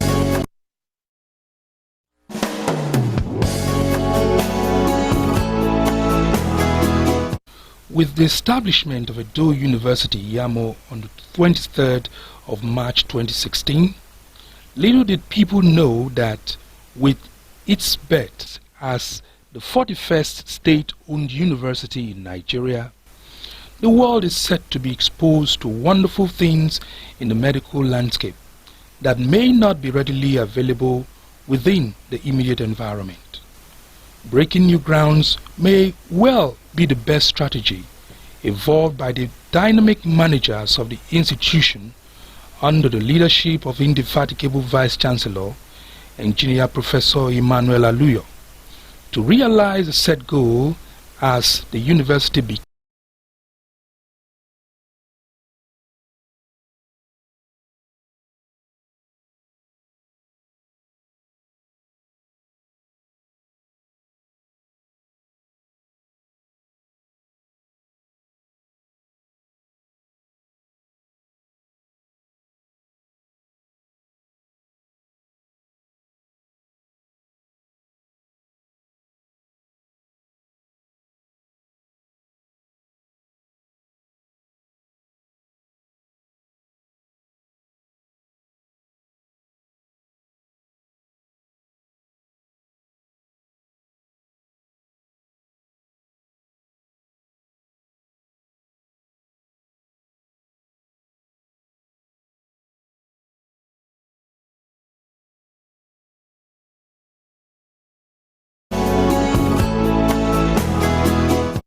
With the establishment of Edo University, Yamo, on the 23rd of March 2016, little did people know that with its birth as the 41st state-owned university in Nigeria, the world is set to be exposed to wonderful things in the medical landscape that may not be readily available within the immediate environment. Breaking new grounds may well be the best strategy evolved by the dynamic managers of the institution under the leadership of indefatigable Vice Chancellor, Engineer Professor Emmanuel Aluyo, to realize the set goal as the university became the first in Nigeria and second in the whole of West Africa to possess an anatomage, a state-of-the-art modern equipment used in the training of medical students. Apart from teaching anatomy, I can teach a lot of other things from it. If I come here, I can teach histology from here. I can teach embryology from here. I can teach comparative anatomy from here. I can teach pathology from here. The intention of the college is to ensure that we contribute significantly to the healthcare delivery and administration, and at the same time show the way in ensuring that we have doctors or graduates who would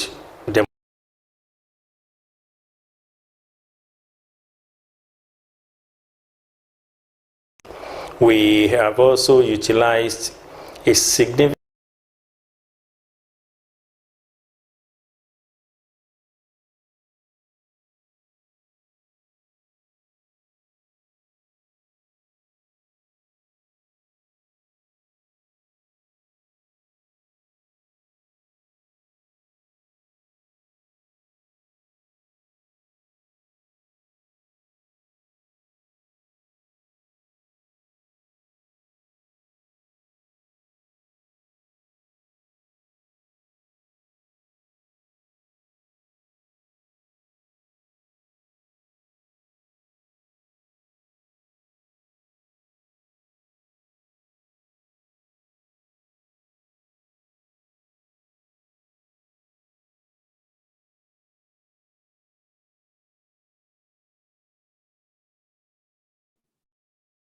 Okay, thank you very much for waiting for us.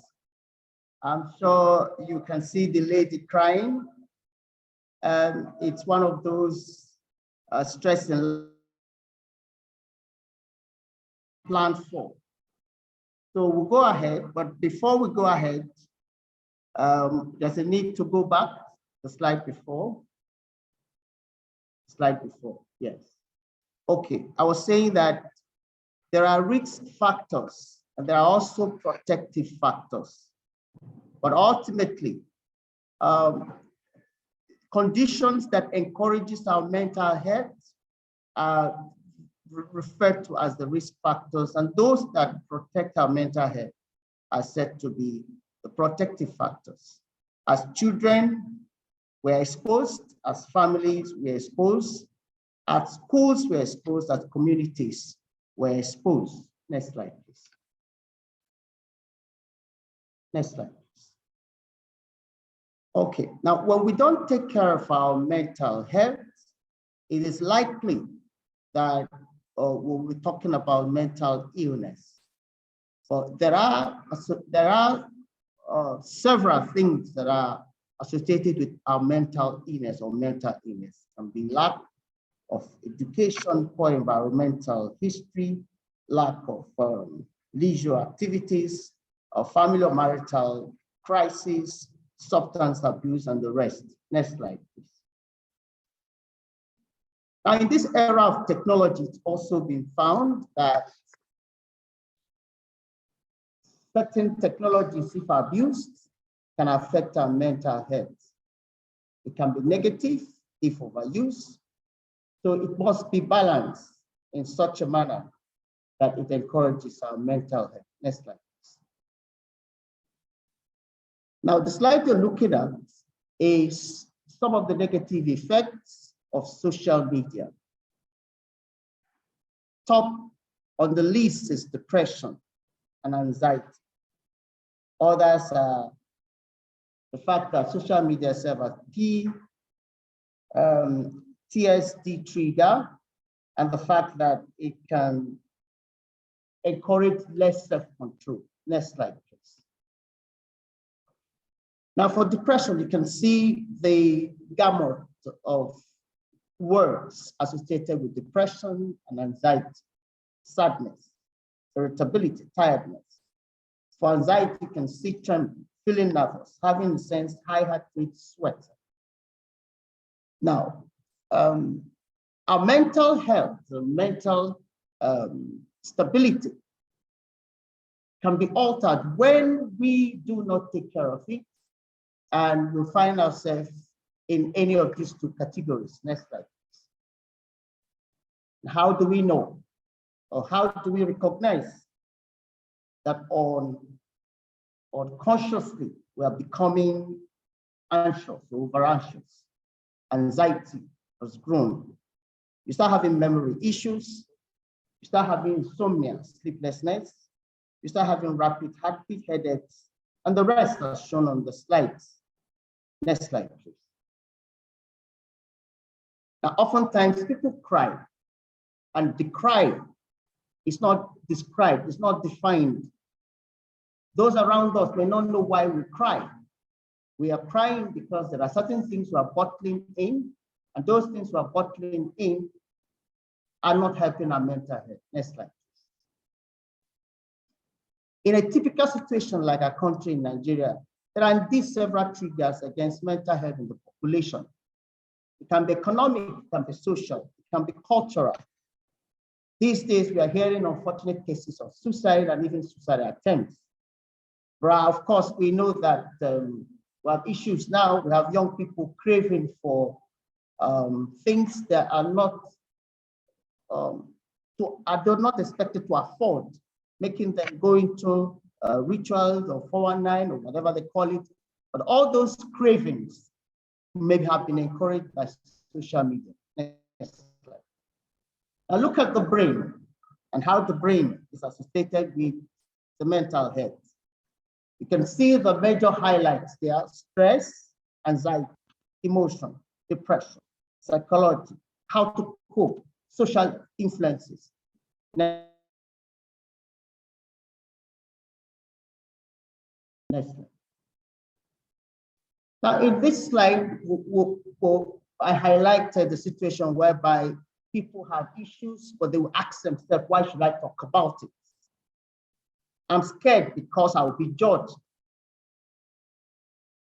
If I say it, it could hurt my career. If I tell somebody that I'm having issues, it might affect me, my self-esteem and all the others. And you bottle it up. Next slide. Around us, you have people who are complaining, who say they are struggling with their mental health. The purpose of this week's awareness is that we need to work with each other. We need to talk to each other and find out if there are those who are having mental issues so that we can help. Take care of yourself first. Offer help to others on a daily basis. Encourage people and spend time together. Next one. Now, it's also good to work on ourselves. In this classic slide is personal development. You should be aware of yourself. You should know yourself, know your identity, identify your talents, know your potential, know your limitations, and do not struggle in life to achieve more than you can achieve at a given time. And that's why it's important to know your dreams and know your peace. Next slide. Now, these three words, thoughts, behavior, feelings, is another factor in mental health. Your feelings create other feelings. Your behavior reinforces thoughts. And your thoughts and feelings are linked. Your behavior is linked to your thoughts and feelings. And all that affect your mental health. Yes, slide. How do you take care of your mental health in situations that are associated with settings, school settings, institution settings? Provide time for relaxation in between school hours. Like students will say, workers will say, I walk and walk. You walk and walk. It's best to walk and walk smart. Create some time to relax so that you don't endanger your mental health. ensure a good relationship at the institution where you work, at your workplace. Some people are sad all the time because of one feeling, sad experience or the other. Next slide. Now, in this classic slide, it shows a lady who says, I refuse to sacrifice my mental health for a perfect body. It means that there are some individuals, just for the sake of the fact they don't like their body shape, will be moody, will think all the day, expose themselves to stress, which may metamorphose into depression, and oftentimes may lead to suicide attempts. Then this lady is advising, I can't sacrifice my mental health for whatever desire that I know I may not get ordinarily. Those desires that you know that are not for the purpose of keeping you alive, why then crave and then lose your mental health for it? Next slide. Thank you for listening. Thank you very much. And we apologize for the hitches we had. Thank you very much. Thank you.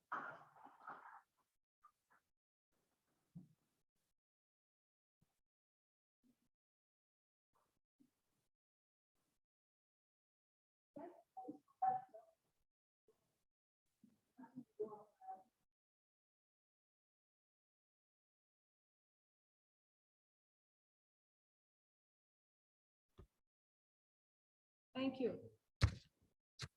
The floor is now open for questions and answers.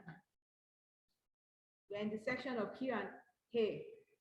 Any question? You can raise up your hand electronically. If you have any question or comment, please.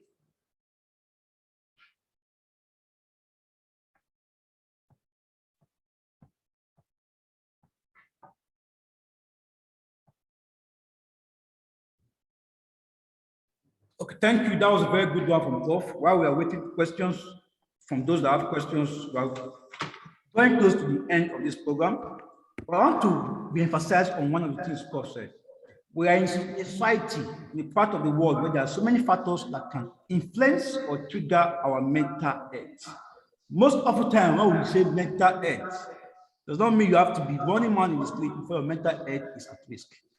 We are in a part of the world where there are so many factors, there are so many economic issues, there are so many social issues, there are so many cultural issues that can trigger our mental health. And one of these issues can lead to a very high state of depression. That's why if you check on social media recently, you see that so many young persons in their very prime are committing suicide because they are depressed from one issue or the other. This issue can be economical, social, or academic. It can also lead to anxiety. There are so many persons that are so oppressive in our society. It's not because they just want to be oppressive, but so many things have triggered this oppressiveness. They are so anxious and they have anxiety. The general effect of this is that some persons, from this person, we have issue with cognition, that's memory. We have issue with sleeplessness. Most of the times, mental health and cognition are often related. That's why if you have someone that has the mental health that is deficient, that person will have issues with memory. So our mental health is very important. That's why we added this as part of the Brain Awareness Week. So we have a question from somebody. The name, I will just read out the name showing on the participant list. I have Tanute. So you can ask your question quickly. Okay, thank you very much, sir. I am Antoinette from Anambra State. My question is, for someone that has developed this mental health situation, is there an outline of how to remedy it? Like for some people that are already having this anxiety and the symptoms are already there, is there a way that they can cope it or something? Thank you.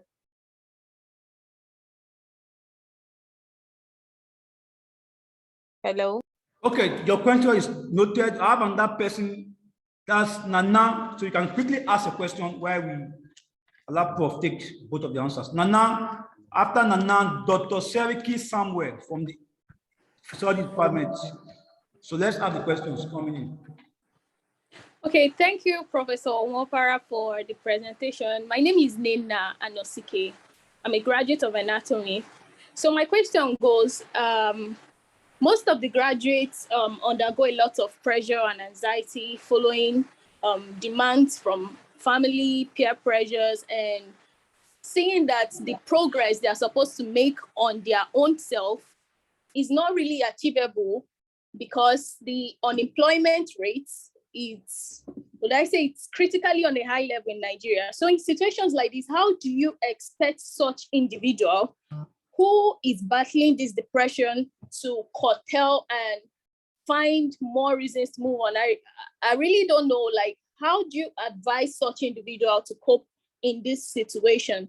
And to add, most of the time, such individuals, even though they choose to go into other skills to make ends meet, they usually do not find that focus. So how do they tackle this issue and how can they get their mental health in check? Thank you.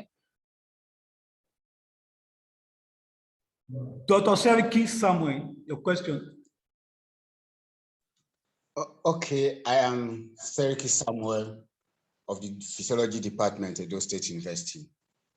My question is, we live and teach students on campuses, and we find, or we've heard on several occasions where students commit suicide because they feel they are not doing well at school. And some of them have issues of mental health because they do not sleep enough, all in efforts to do well in their academics. How can we help students in this category on our campuses? What advice do you have for such students, or for even the lecturers that are taking care of such students? Thank you. Oh, you can go ahead and answer the question. There's no name to it.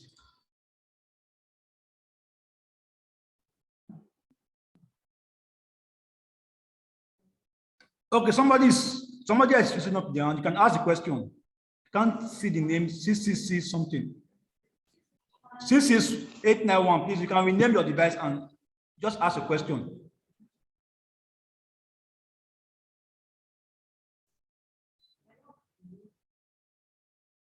Oh.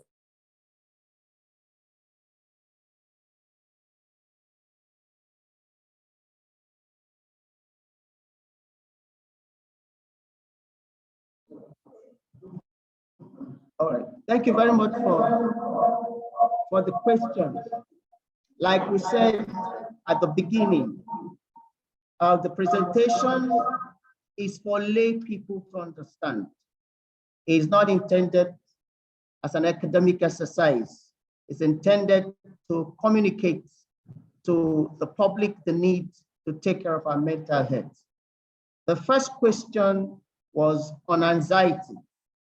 Those who have developed the condition that are classified as being over anxious or necessarily anxious for whatever reason. For those who have developed it, what could they do? What would they do? Now, what is usually advised is that you consult your physician, consult your doctor. Your doctor is to provide chemotherapeutical needs that may be necessary. It can be psychological therapy, psychotherapy. Counseling may help. Visit a counselor who will probably guide. But the advice is, they say, cut your coat according to your size. Take life easy. Do not be anxious. If you see yourself in that situation, as much as possible, slow down. Some people talk about yoga. Some people talk about prayers for the religious people. It's important because if you lose your mind, then what will you gain? So I advise to take the option of visiting a physician or visit a counselor or taking some religious options that may help.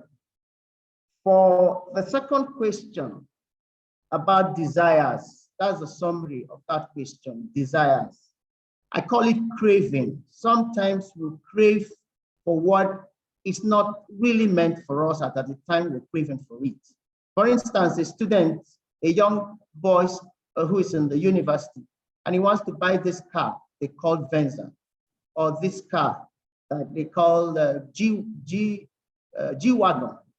Okay, why will you desire to buy a car and you're still in school?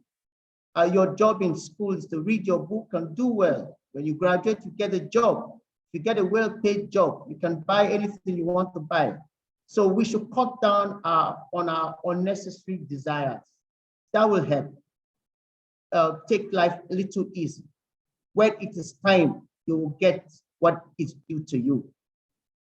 Now, the last one is for teachers, teaching students in school, and for the students themselves in circumstances that require counseling, especially when workload is much, or when the effort or energy seem not to be enough. What we are advising now is that you should work a little smarter, not a little harder. Most of the time, our drive is to read all we can, to get all the grades, to be a distinction candidate, without caring about how to go about it.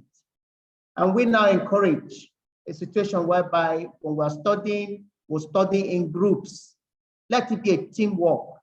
Develop study groups so they reduce the academic stress. Create some time for exercise. Create some time in the evening for sports. And thank God in our university, we're encouraging sports. Create some time to relax. Then with time, gradually you can cope with the stress that comes on. But the lecturers, keep counseling the students, keep talking to them, provide them the basic needs in terms of academics, allow them to run at their pace. I'm sure that will help. Thank you very much. Thank you very much, Prof.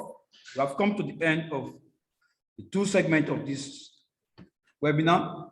Before we close, we want to take very quick goodwill message from two persons. First, from Engineer Professor Vincent Balogun, the Deputy Vice Chancellor Academics, Edo State University. Your goodwill message, sir.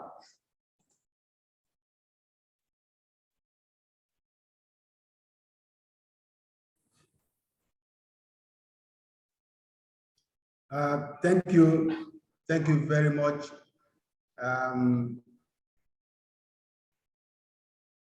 The Vice Chancellor, Edo State University, Uzare, and other management staff present, the Provost, College of Medical Sciences, Deputy Provost, Deans, and HODs present.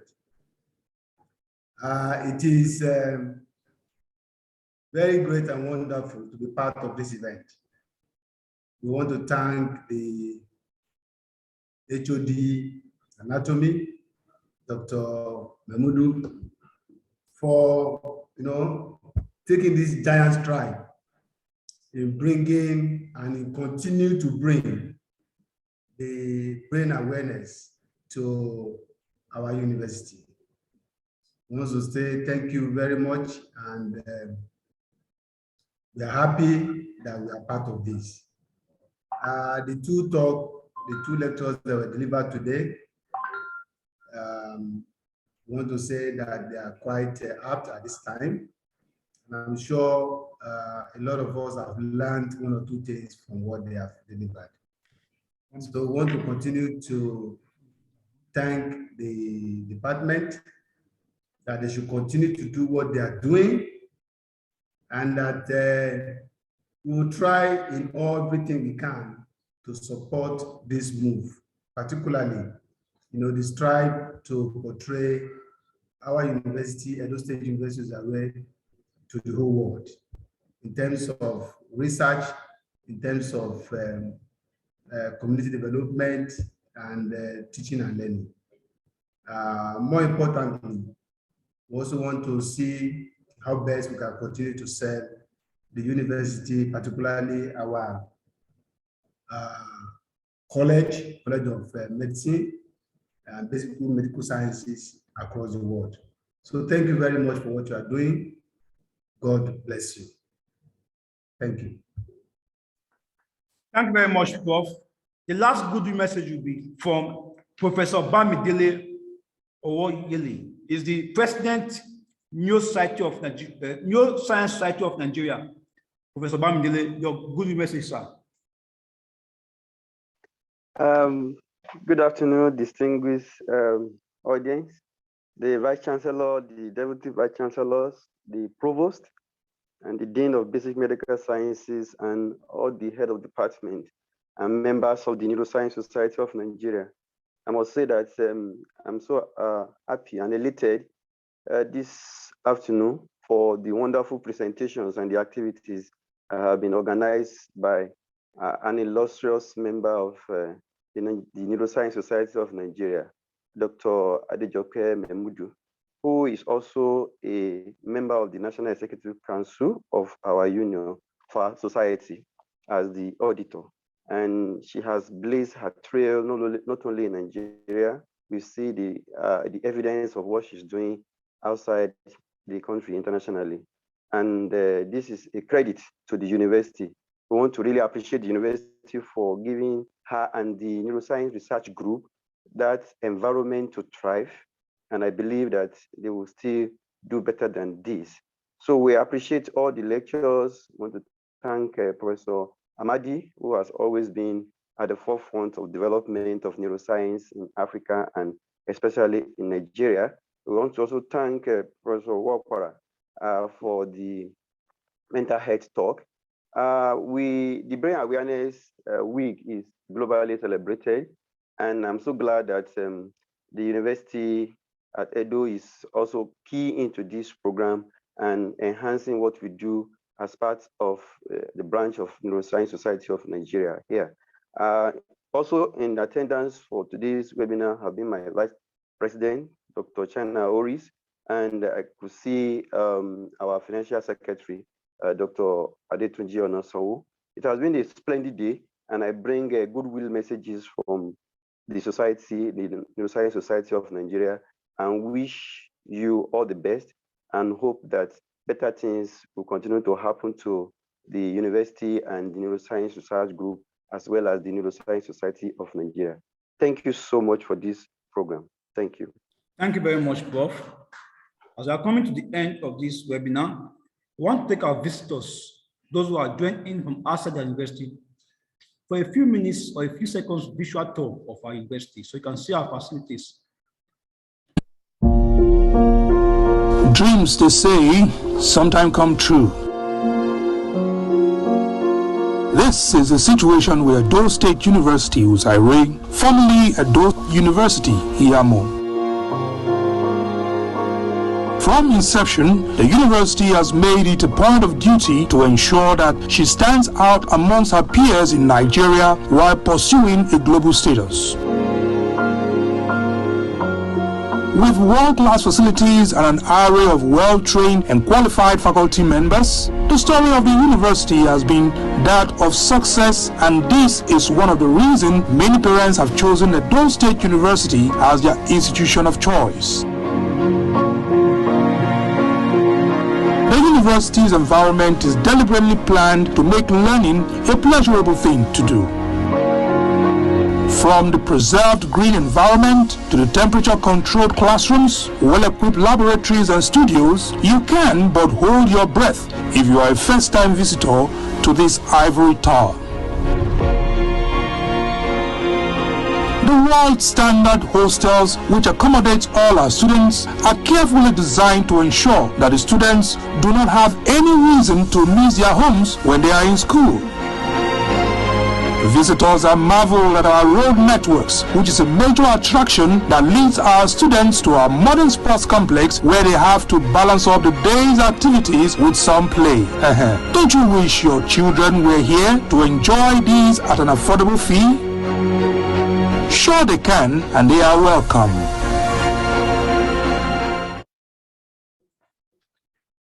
Okay, I will invite my head of department to give a vote of thanks, followed by a closing prayer by Ms. Itoan. So,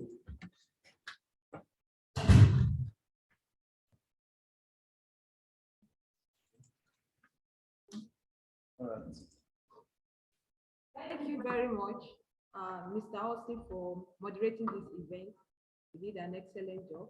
I want to start by appreciating the university management for giving us opportunity and recognizing an effort in community development and global advocacy on brain science, education, and wellness. I want to start by thanking our guest speaker, Professor Amadi, for taking out time from his busy schedule to prepare for this talk and to be a part of this meeting. I want to thank my colleagues that supported and ensured that this event came to a good success. I thank Dr. Mrs. C.A. Idaguko for her support. I thank Mr. Austin Obiosu for his contributions. I thank Ms. Jemima Chuku. Thank you, Mr. Bright Rihanna Cho. Thank you, Mrs. Mayaki. Thank you, Ms. Itoha Osan, for taking out time to ensure that this event is a success. Also, I want to appreciate the International Brain Research Organization for their support, Dana Foundation for initiating the Brain Awareness Week. Without them initiating it, there should be nothing like Brain Awareness Week. Without the sensitization of the importance of brain science, there will be nothing like Neuroscience Research Group. All these international organizations motivated and inspired the creation of the Research Group in Anatomy Department. And I thank the Edo State University Management for supporting our course. Professor E. Aluyo, thank you for your support. Thank you for supporting young minds, bringing their ideas to advance the university. Thank you, Professor Vincent Balogun, DVC Academic, for your continuing support, guide, and direction. Thank you, Professor Omodia, the DVC Admin. I cannot but thank my Provost, College of Medicine, Professor S.E. Idogun. Even though he's not around, I know he has rendered his support at the beginning of the event. I appreciate my Dean, Professor Osunobu, for his support for gracing this event. I also want to say a big thank you to my mentor, and who has also agreed to be the mentor of the Neuroscience Research Group. We have seen your wealth of knowledge in neuroscience advocacy, neuroscience research, and above all, inspiring the young mind in Africa to aspire to be better neuroscientists, even with the limited resources. All these things have motivated us to create the Neuroscience Research Group, believing that through connection with you and network you have, you will help us advance while advancing us and also advancing the institution we are affiliated with, which is the Edo State University. I thank you, Professor Amadi, for your support. And I'm thanking my professor, my boss here, Professor Nwapara. Thank you for answering my call. Thank you for supporting the department. Thank you for supporting my leadership journey in anatomy. I appreciate you. I thank the audience that took out time from their busy schedule to join, to connect to this event. And I believe that you have learned one or two things from this university. You've learned one or two things about neuroscience advocacy. You've learned one or two things about how to take care of your mental health with all the daily lifestyle, work schedule, and all. And I don't want to forget my president, NSM president, Professor BVO Owoyele. He also doubled as my lecturer. I taught me neurophysiology while I was in school in University of Ilorin. Thank you for your continuous mentorship. Thank you for continuing to bring support aspiring neuroscientists, early career neuroscientists in your institution in Nigeria, and advancing the mission and the vision of the Neuroscience Society of Nigeria. Thank you, and God bless you all. Thank you very much. I want to go to the closing prayer. But before then, I want to add to that position by appreciating our ICT unit of our world-class university for putting this together. Thank you very much, our ICT unit. So closing prayer by Mrs. Ituan. So Ms. Ituan.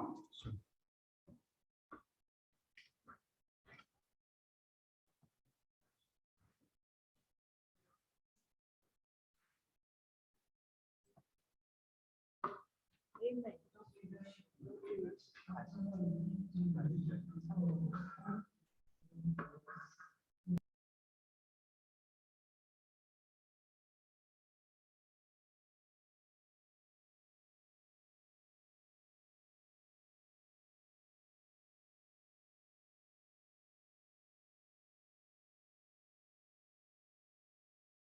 Happening with one mental health issue or another, we ask you to go and pass solution to them. And God will pray that when next we gather next year for such event to be greater than this in Jesus' name. Thank you for answers to our prayers, for in Jesus' name we pray.